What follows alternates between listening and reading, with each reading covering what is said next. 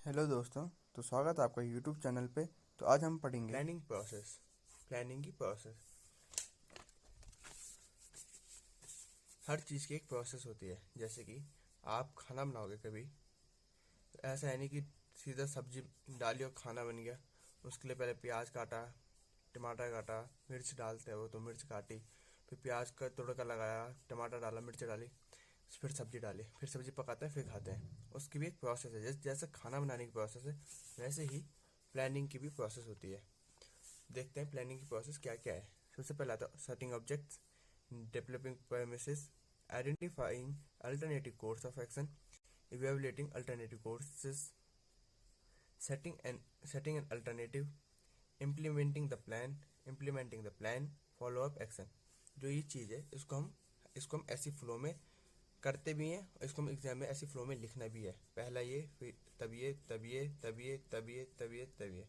अगर तुम ऊपर नीचे लिखोगे तो गलत हो जाएगा, क्योंकि जो प्रोसेस है एकदम फ्लो में होती है, ऊपर नीचे नहीं कर सकते।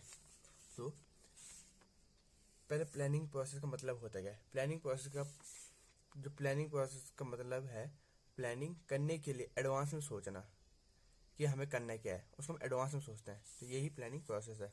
तो पहला प्लानिंग प्रोसेस आपका सेटिंग सेटिंग ऑफ ऑब्जेक्टिव्स, यानी अपना कुछ ऑब्जेक्टिव रखना है। ऑब्जेक्टिव बोले तो गोल, कुछ गोल रखना। जैसे कि हमने पहले की वीडियोस में देखा था कि हमने अपने दो तीन गोल रखे थे। एक तो हमने सोचा था कि गोवा जाएंगे। एक ये था, मतलब ये दो तीन एग्जांपल हमने रखे थे। पहला गोवा जाना, एक हमें टॉप करना। यह क्या हमारा गोल है। इस गोल के लिए हमें मेहनत करनी पड़ती है। तो ऑब्जेक्टिव देखते हैं इसमें है क्या। सेटिंग ऑब्जेक्टिव मतलब व्हाट टू डू, कि हमें करना क्या है। हमें पता नहीं है हमें करना क्या है, तो हमारे बाकी के स्टेप्स फेल हो जाएंगे। अगर हमें पता ही नहीं है तो हमें करना क्या है, हमें पता ही नहीं है कि हमें करना क्या है, तो हमारे बाकी के स्टेप्स किसी काम के नहीं है। एग्जाम्पल, जैसे कि दुकान है, आपकी एक दुकान है। आपने इस बार सोचा कि आपको 25% सेल्स ज़्यादा बढ़ानी है। तो ये आपके इस बार ऑब्जेक्टिव है, ये आपने ऑब्जेक्टिव सेट कर लिया है। तो आप इसके लिए पूरी मेहनत करोगे, जो जो चीज़ आप कर सकते हो वो करोगे। इसमें पढ़ लो। इसमें देखते हैं क्या है। Planning process starts with setting up objective. Objectives are the target for the attainment of which entire planning done. जो भी हम प्लानिंग करते हैं उसके लिए इस ऑब्जेक्टिव को अचीव करने के लिए करते हैं। Objectives are first set up for the entire organization, then for all department, and finally for individuals working in the different department।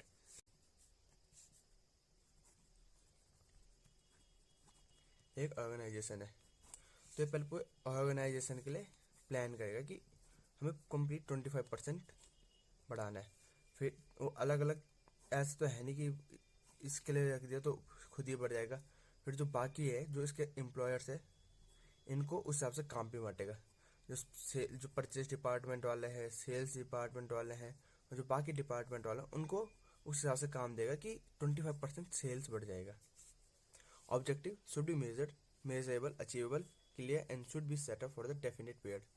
और ऑब्जेक्टिव ऐसा नहीं तुमने सोचा कि कोई आराम से 10-20 साल बाद 25% सेल बढ़ेगी, नहीं।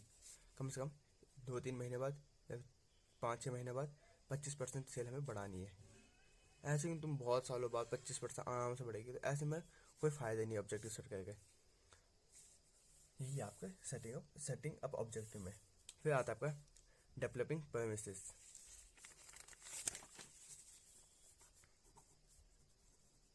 परमिसेस मतलब होता है एजम्पशंस।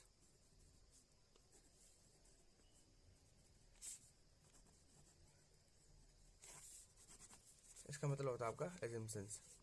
हमें पहले एजम्पशन करनी होती है कि जैसे जब आपने 10th के एग्जाम दिए होंगे, तो पहले आपने सोचा होगा कि कौन सा सब्जेक्ट लें हम।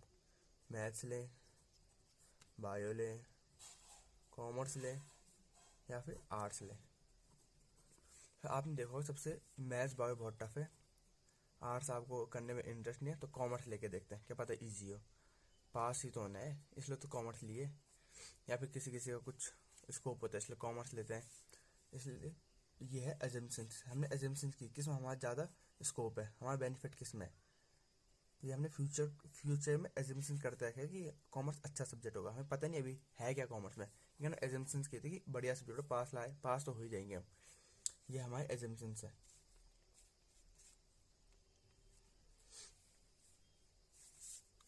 After setting an object, the next step in the planning process is to develop premises or to make assumptions about the future. Management has to make forecast of both internal and external environment. फिर इसके अंदर आता है आपके दो environment आते हैं, एक आता है इंटरनल, एक आता है आपका एक्सटर्नल।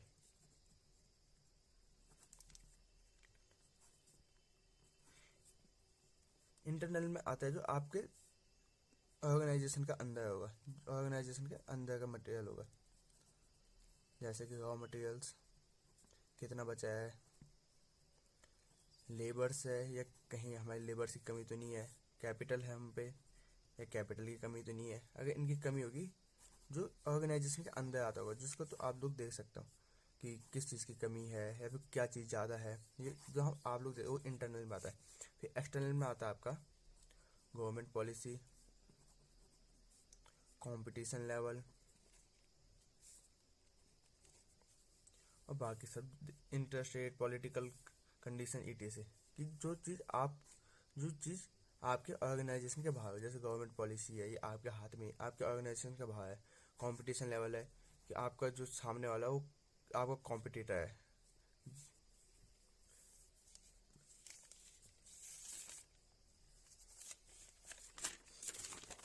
नेक्स्ट आता है आपका identifying the alternative course of action.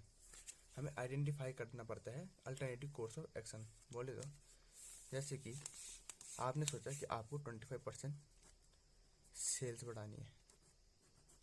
क्या बढ़ानी है? 25% सेल्स बढ़ानी है। तो इस सेल्स को बढ़ाने के लिए आप क्या क्या कर सकते हो? आप पे बहुत सारे ऑप्शन है। या फिर आप अपने जितने भी सामान है, आपके जितने भी सामान है उनके दाम कम कर दीजिए, तो आप पे ज़्यादा से ज़्यादा लोग इस सामान को लेने आएंगे क्योंकि सस्ता है। एडवर्टाइजमेंट कर सकते हैं, एडवर्टीजमेंट कर सकते हैं। आप जितने ज़्यादा एडवर्टीजमेंट करते हो उतने ज़्यादा लोगों पे आपके सामान की, आपके प्रोडक्ट के बारे में उतने ज़्यादा लोगों को पता चलेगा। जितने ज़्यादा लोगों को पता चलेगा उतने ज़्यादा लोग आपके सामान लेने आएंगे। यही इसमें लिखा है, the next step in planning process is to identify alternative course of action through which desired objective may be achieved. Desired objective may be achieved. फिर आता है आपका इवेल्युएटिंग अल्टरनेटिव कोर्सेस। तो आपके ऑब्जेक्टिव है, जो आपने ऑब्जेक्टिव सेट किया है, तो उसके लिए आपने अलग अलग कोर्सेज ये लिए हैं।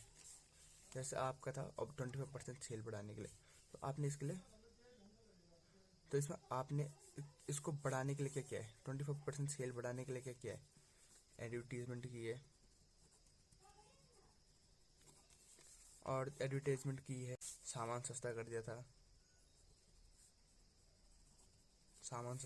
था, तो इसके पॉजिटिव पॉइंट भी हैं और नेगेटिव पॉइंट भी हैं। कैसे? जब आप एडवर्टीजमेंट करोगे तो इसका पॉजिटिव पॉइंट है कि ज़्यादा से ज़्यादा लोगों में पहुंचेगा, जितने ज़्यादा लोगों में पहुंचेगा उतने ज़्यादा लोग सामान लेंगे। और नेगेटिव पॉइंट इसका ये है कि आपको इसमें बहुत ज़्यादा कॉस्टली हो जाएगा, आपका। तो यही पॉजिटिव नेगेटिव पॉइंट है। यही हमें इवेल्युएट करना पड़ता है कि क्या पॉजिटिव पॉइंट है और क्या नेगेटिव पॉइंट है। और फिर आता है आपका selecting an alternative. After evaluating the alternative which is most feasible, profitable and with least negative consequence is selected। जब आप अपना अल्टरनेटिव चूज करते हैं, जो भी आपका अल्टरनेटिव होगा, तो हम उसमें देखते हैं कि इसमें हमें ज़्यादा से ज़्यादा प्रॉफिट मिलेगा और उसमें ज़्यादा खर्चा भी ना हो, हमारा ज़्यादा पैसे भी खर्च ना हो, और प्रॉफिट हो, बहुत ज़्यादा से ज़्यादा प्रॉफिट हो, और उसके नेगेटिव कॉन्सिक्वेंस भी कम हो, उसमें हमारा ज़्यादा घाटा भी ना हो। ये सब हमें इवेल्युएट करना पड़ता है। Sometimes combination of plans may be selected so that if the first plan fails then another. फिर अगला आता है आपका इम्प्लीमेंटिंग द प्लान मतलब कि जो कुछ आपने प्लान बनाया होगा, जो कुछ आपने अपने ऑब्जेक्टिव को अचीव करने के लिए प्लान बनाया होगा, उसके लिए इम्प्लीमेंट करना पड़ेगा. In this step efforts are made to put plan into actions. जो कुछ आपने सोचा था कि एडवर्टीजमेंट करना है, प्रोडक्ट के दाम कम कर देने हैं, ये सब आपको इम्प्लीमेंट करना पड़ेगा ताकि आपके ऑब्जेक्ट अचीव हो सके. Example, if there is a plan to increase production then more labour more machinery will be required. Suppose आपका ऑब्जेक्टिव था कि सेल्स को 25% बढ़ाना है. जब सेल्स को 25% बढ़ाना है तो आपको ज़्यादा से ज़्यादा लोग चाहिए होंगे काम करने वाले, तो आप अपने लेबर्स की कैपेसिटी बढ़ा दोगे और ज़्यादा मशीन चाहिए होगी, उसकी भी कैपेसिटी बढ़ा दोगे. क्योंकि जितनी ज़्यादा कैपेसिटी होगी उतने ज़्यादा जल्दी सामान बनेगा, और जितनी जल्दी आपका सामान बनेगा उतने जल्दी आपका सामान लोग लेने भी आएंगे. और लास्ट आता है आपका follow up action. Follow up action means to see where the plans are being implemented and activities are performed according to the schedules और not. Monitoring the plans is equally important to the ensure that objectives are achieved. Last आता है आपका follow up action. Follow up action मतलब जो भी आपने सोचा था, जो कुछ आपने सोचा, जैसे कि एडवर्टाइजमेंट करना, प्रोडक्ट के काम कम कर देना, प्रोडक्ट के दाम कम कर देना, तो इन सबको आपको देखना पड़ेगा कि जो कुछ हमने सोचा है वो हम इम्प्लीमेंट हुआ है. यदि क्योंकि उनको इम्प्लीमेंट करना उतना ही इक्वली इम्पोर्टेंट है जितना हमें ऑब्जेक्टिव को अचीव करना. I'll be your anything if you be the one to take me home. 'Cause right now everything makes me wanna leave this place to roam.